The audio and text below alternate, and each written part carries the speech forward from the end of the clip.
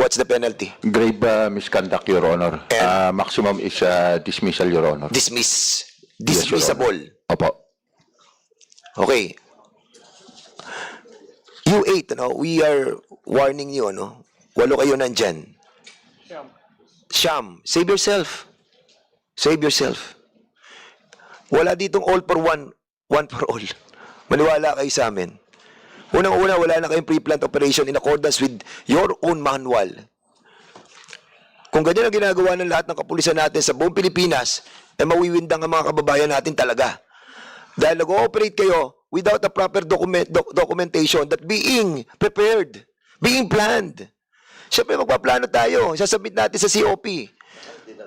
Di ba? Kaya nakakalungkot nung nangyayaring to, ha? And this by-bus operation that was filed by Congressman Acop as well, yun yung isang i-discuss natin mamaya. By-bus operation na naman. So, bubuhayin namin yon, and maybe we will be expanding that to different regions.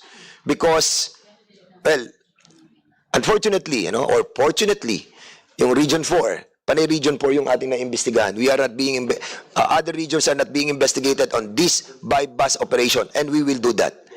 I think we need to have our Chief PNP in order to re-educate our PNP with regards to this basic procedure that must be followed by our operatives.